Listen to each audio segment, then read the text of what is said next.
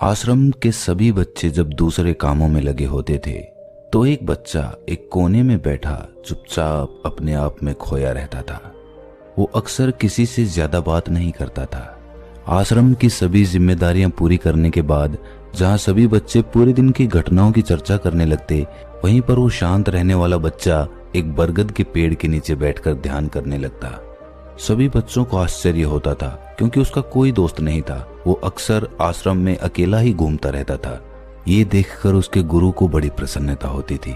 उसे लगता था कि कोई तो है आश्रम में जो मौन यानी कि चुप रहने की ताकत को समझता है, उसके महत्व को समझता है। आश्रम के बारे में जब भी कोई जरूरी निर्णय लेना होता वो उसकी राय जरूर लिया करते थे, लेकिन यही बात गुरुजी के एक दूसरे शिष्य को बड़ी खटकती थी। वो गुरुजी का प्रिय शिष्य बनना चाहता था, इसीलिए वो गुरुजी के सामने दूसरे बच्चों के कामों में कुछ न कुछ कमियां निकालता रहता था, जिससे गुरुजी उसे महान समझने लग जाएं। अक्सर वो अपनी जिम्मेदारियां पूरी तरह से निभाने का दिखावा भी करता, चाहे उससे कोई सलाह ना भी मांगे, लेकिन फिर भी वो उन्हें अपनी सलाह देता रहता था।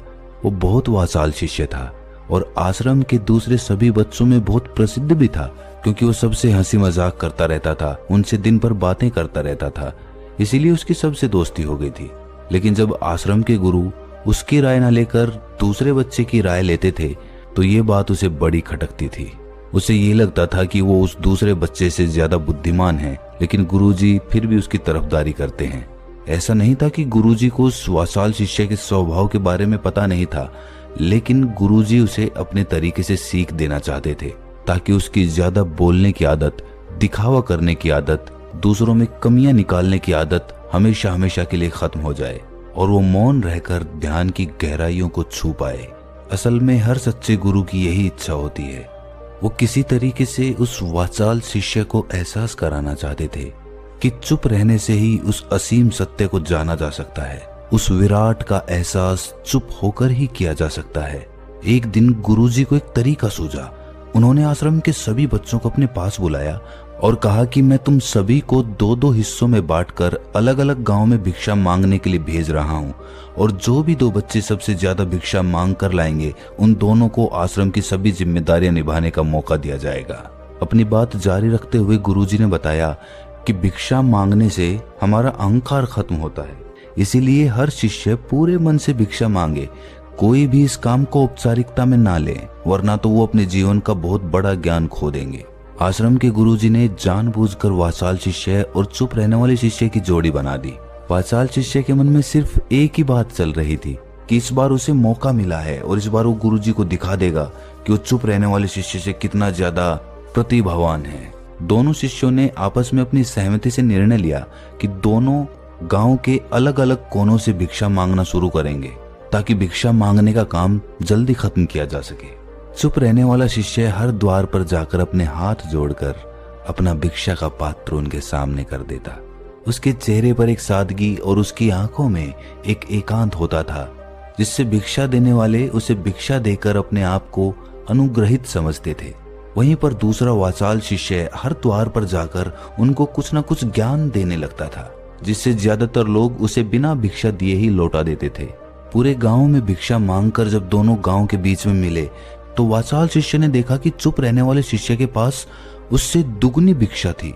ये देखकर उसे मन ही मन बहुत ठेस पहुंचा। लेकिन जब वो दोनों भिक्षा का सामान लेकर आश्रम की तरफ जा रहे थे तब वाचाल शिष्य को एक चालाकी सूझी। उसने चुप रहने वाले शिष्य से कहा कि हमें अपनी भिक्षा एक ही थैले में डाल लेनी चाहिए। गुरुजी ने हम दोनों को एक साथ भिक्षा लाने के लिए कहा था। चुप रहने वाले शिष्य ने बिना कुछ बोले अपनी सारी भिक्षा उसके थैले में डाल दी। वाचाल शिष्य मन ही मन बहुत खुश हो रहा था कि अब गुरुजी को ये पता नहीं चलेगा कि ज्यादा भिक्षा हम में से किसने मांगी। उसे लग रहा था कि गुरुजी मुझे इससे कम प्रतिभावान समझेंगे, इसीलिए उसने ये तरकीब लगाई। सभी शिष्यों के आने के बाद संध्या के समय जब सभी की भिक्षा तोली गई तो इन दोनों शिष्यों की भिक्षा सबसे ज्यादा निकली।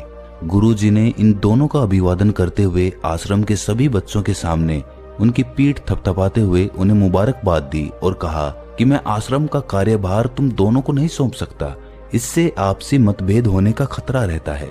इसीलिए तुम दोनों में से जो ज्यादा भिक्षा लेकर आया है, आश्रम की जिम्मेदारी उसे ही सौंपी जाएगी।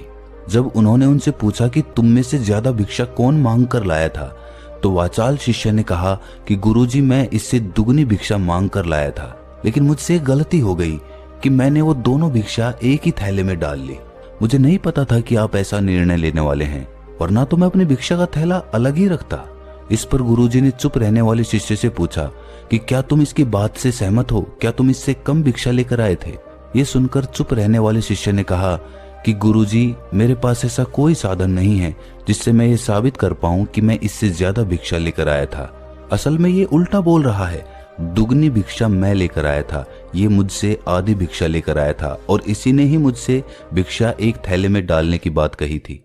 आश्रम से कुछ दूरी पर एक पहाड़ी थी जिसके पीछे सूरज अभी अभी संध्या के समय ढल रहा था। गुरुजी को तो पता था कि सच कौन बोल रहा है, लेकिन बाकी बच्चों के सामने सच साबित करने के लिए उन्होंने उन दोनों से एक सवाल पूछा कि पीछे पहाड़ी पर तुम्हें क्या दिखाई दे रहा है? ये सुनकर वाचाल शिष्य झट से बोल पड़ा कि गुरुजी, पहाड़ी के पीछे सूरज अपना रंग बिखेर रहा है, आसमान में लालिमा छाई हुई है, ये बहुत ही सुंदर दृश्य है। वो तो और भी बहुत कुछ कहना चाहता था, लेकिन गुरुजी ने उसे चुप करते हुए दूसरे शिष्य से जवाब जानने के लिए जब उसकी तरफ देखा तो उसकी आंखों में आंसू भरे हुए थे। श्रद्धा, भक्ति और प्रेम से उसकी आंखें भर आई थी। गुरुजी को उससे पूछने की जरूरत ही नहीं पड़ी। गुरुजी ने सभी बच्चों को संबोधित करते हुए कहा कि मैंने सवाल किया था कि पहाड़ी के पीछे तुम्हें क्या दिखाई दे रहा है। ज्यादातर लोगों को यही दिखाई देगा कि ये एक बहुत सुंदर दृश्य है, लेकिन मजे की बात यह है कि सुंदरता बोलकर नहीं बताई जा सकती, उसे महसूस किया जा सकता है और सामने वाला उस सुंदरता को आपकी आंखों में देख पाता है। चुप रहने वाले शिष्य की तरफ इशारा करते हुए गुरुजी ने कहा कि असल में सुंदरता इसी बच्चे ने देखी है, दूसरे बच्चे ने सिर्फ सुंदरता की व्याख्या की है, लेकिन इसने वास्तविकता में उस सुंदरता को महसूस किया है। अपने आप को ऊंचा दिखाने की सभी कोशिशें नाकाम होती देख वाचाल शिष्य वहीं पर फूट फूट कर रोने लगा। उसको चुप कराते हुए गुरुजी ने कहा कि बेटा, मुझे पहले से पता था कि तुम झूठ बोल रहे हो, लेकिन मैं तुम्हें उस झूठ का एहसास कराना चाहता था। सभी बच्चों को संबोधित करते हुए गुरुजी ने बताया कि शब्द जाल की तरह होते हैं। हमारे ज्यादा बोलने की वजह से बहुत सारी समस्याएं पैदा होती हैं। जब कोई आदमी एक बात को बढ़ा चढ़ाकर बोल देता है तो उसे सिद्ध करने के लिए वो शब्दों के जाल में फंसता चला जाता है और इसी वजह से अंतर्मुखी होने की बजाय वो बहिर्मुखी होता चला जाता है। वहीं पर जिस भी व्यक्ति को अपनी अंतर यात्रा करनी होती है उसे सबसे पहले चुप रहना सीखना होता है। जरूरत से ज्यादा बोलना या फिर हर वक्त बोलते ही रहना, ये सब हमारी अंतर यात्रा में बाधा बन जाती है। जब आप चुप रहने का अभ्यास करते हैं तो आप अपने साथ वक्त बिताने लगते हैं, जिससे कि आप अपने एकांत को जान पाते हैं। और एक बार अगर मन में एकांत स्थापित हो जाए तो आपकी आंखों में, आपके चेहरे पर वो सादगी, वो एकांत, वो स्पष्टता की झलक, सब कुछ सामने नजर आने लगता है। कुछ साबित करने को नहीं रह जाता, कुछ बताने को नहीं रह जाता, सब कुछ आंखों में देखा जा सकता है। चुप रहने वाले शिष्य की तरफ इशारा करते हुए गुरुजी ने कहा कि अभी जो दृश्य इस बच्चे ने देखा वो ज्यादा बोलने वाला आदमी कभी नहीं देख पाएगा। वो अपनी बुद्धि से तर्क वितर्क करता रहेगा कि उसे क्या क्या दिखाई दे रहा है, लेकिन उसमें से वो महसूस कुछ भी नहीं कर पाएगा। उसे दिखाई दे जाएंगे पहाड़, सूरज या फिर उसकी लालिमा, लेकिन उस सुंदरता को, उस विराट को, उस अद्वैत को वो कभी नहीं देख पाएगा। अगर चुप रहने की कला सीखनी है तो तुम्हें सबसे पहले एक बात ध्यान रखनी होगी कि तुम्हें किसी को भी प्रभावित करने की कोशिश नहीं करनी है। ज्यादातर लोग इसी वजह से ज्यादा बोलते हैं क्योंकि वो दूसरों को प्रभावित करना चाहते हैं, अपने आप को साबित करना चाहते हैं, और उस साबित करने के चक्कर में वो शब्दों के जाल में फंसते चले जाते हैं और धीरे धीरे वही उनकी आदत बन जाती है। अगर कोई व्यक्ति दूसरों को प्रभावित करना चाहता है तो वो कितने लोगों को प्रभावित कर पाएगा? उसकी ये भूख बढ़ती जाएगी और वो इस संसार में सभी को कभी भी प्रभावित नहीं कर पाएगा। इसीलिए ये समझने की बात होती है कि बहिर्मुखी होने की बजाय हम अंतर्मुखी होकर अपने आप को समझ सकते हैं। अपनी बातों को खत्म करते हुए गुरुजी ने अपना आखिरी संदेश दिया। उन्होंने बताया कि अगर कोई व्यक्ति ज्यादा समय तक चुप नहीं रह सकता तो उसे थोड़े समय से अभ्यास करना चाहिए। दृढ़ संकल्प लेकर किसी व्रत की भांति दिन में कुछ समय या फिर हफ्ते में कुछ समय या फिर एक दिन चुप रहने का अभ्यास जरूर किया जाना चाहिए।